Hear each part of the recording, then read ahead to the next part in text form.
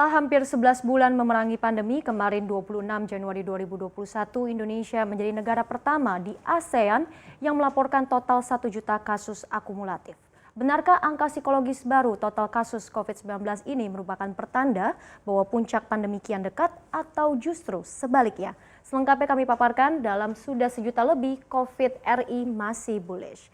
Ya, kita lihat bersama lonjakan kasus COVID-19 ini memang semakin tidak terkendali dan bahkan angka positivity rate ini masih terus saja meroket di atas anjuran WHO yang tidak boleh lebih dari batas 5%. Nah, kita lihat bersama seperti apa. Secara perbandingan pada tanggal 1 Januari penambahan kasus ini masih berada di kisaran 8.000 orang per harinya dengan positivity rate ini berada di 29,5%.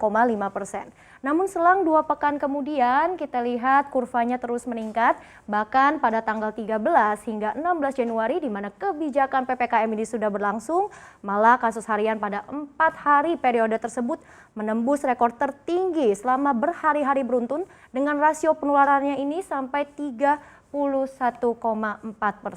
Setelah itu memang di sini terlihat belum ada tanda-tanda pemulihan ya, malah penambahan kasus harian masih saja tetap rata-rata di atas 10 hingga 11 ribuan pasien. Dan kita lihat hingga akhir pekan lalu, tepatnya pada tanggal 24 Januari, positivity rate ini semakin menjadi-jadi.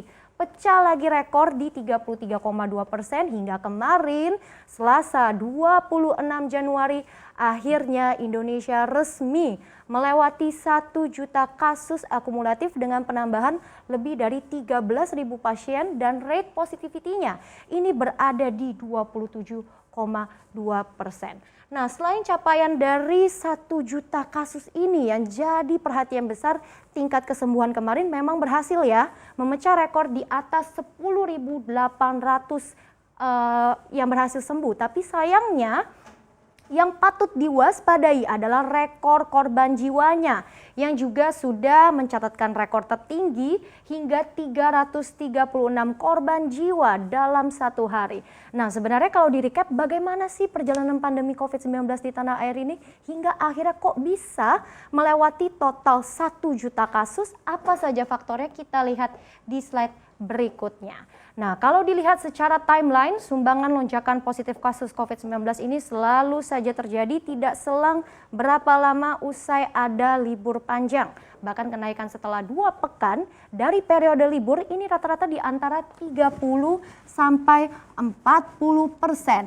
Nah, kita lihat inilah rangkumannya dari awal COVID-19 menyebar pada awal bulan Maret. Ada gap ya sekitar 147 hari atau kurang lebih 3 bulan. Kasus COVID-19 ini menyebar hingga menembus total 100.000 kasus. Dan kemudian kita tahu di awal bulan Juni ketika pemerintah mulai melonggarkan PSBB ketat yang berlangsung sejak 31 Maret dan selepas itu terlihat lagi bahwa laju penyebaran ini bukannya melandai, malahan semakin cepat. Nah, jika tadinya pada bulan September dibutuhkan hampir waktu sekitar 1 bulanan di antara 200.000 kasus ini menjadi 300.000 kasus, tapi kalau kita lihat memasuki akhir tahun tepatnya sejak bulan Oktober kemudian November, penambahan kasus secara time frame yang sebanyak 100.000 ini justru semakin sempit gapnya kita lihat atau bisa dikatakan semakin tidak terkendali.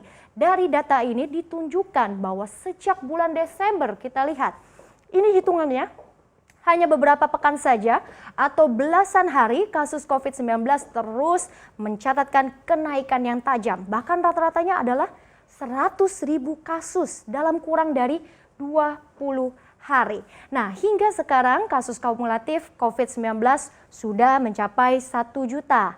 Dan memang ini sudah dikonfirmasi oleh Jubir Satgas Penanganan COVID-19 Profesor Wiku Adhisa Smito yang mengatakan bahwa pemicu utamanya adalah faktor dari libur panjang. Sehingga ada catatan ya, mulai dari libur Idul Fitri, libur long weekend 17 Agustus, kemudian libur akhir Oktober, dan kemudian yang paling parah ini terjadi usai momen libur Natal Tahun Baru. Padahal pemerintah sudah mengeluarkan kebijakan loh, seperti penghapusan cuti bersama, pengetatan jam operasional tempat hiburan, namun faktanya ini juga belum efektif karena tingginya mobilitas bepergian masyarakat yang masih saja sulit dihindari pada momen-momen libur seperti ini.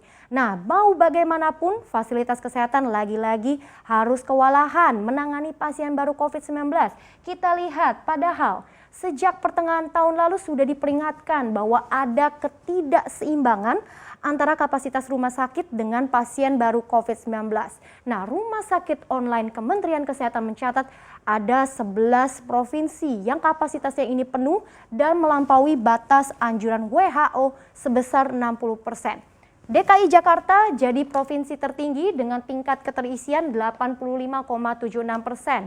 Kemudian DIY 83,04%, Banten 77,3%, Jawa Barat 75,08%, Sulawesi Tengah 71,79%, Jawa Timur 70,02%, dan sisanya kita lihat Provinsi Sulawesi Barat, Kalimantan Timur, Lampung, Jawa Tengah, hingga Bali semuanya berada di atas 60%. Jadi dari sini timbul pertanyaan lagi, apakah memang kebijakan PPKM tidak efektif menekan laju penambahan kasus?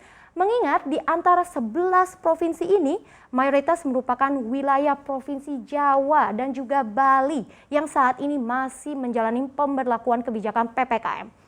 Tetapi kembali ke soal kendala kemampuan rumah sakit. Menteri Kesehatan Budi Gunadi Sadikin mengatakan untuk saat ini solusi terbaik adalah rumah sakit diminta untuk meningkatkan kapasitas yang lebih banyak.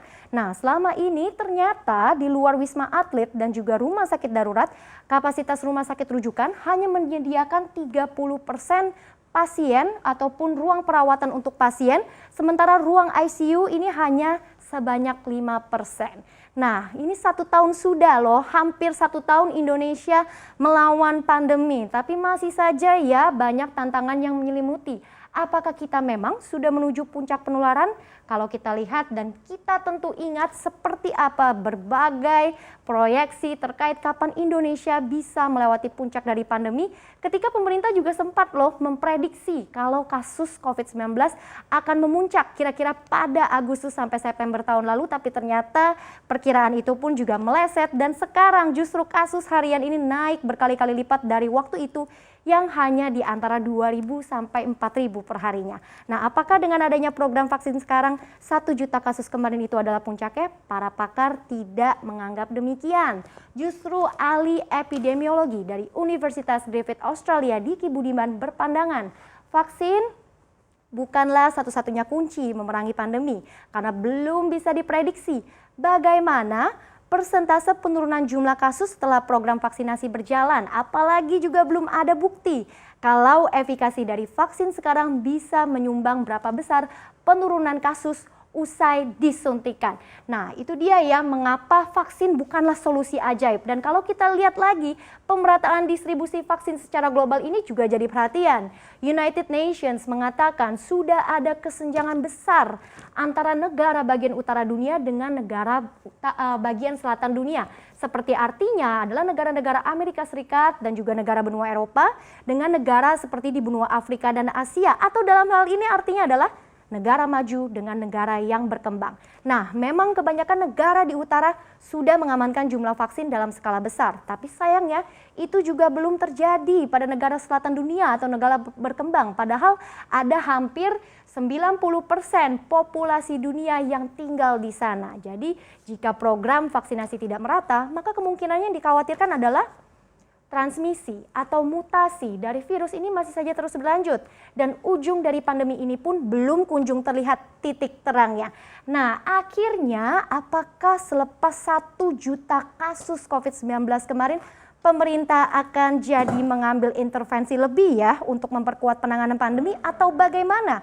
Meski begitu sebagai masyarakat, inilah peringatan keras bahwa penularan masih merajalela walaupun euforia vaksin ini telah memberi harapan besar untuk semakin dekat menuju akhir dari pandemi.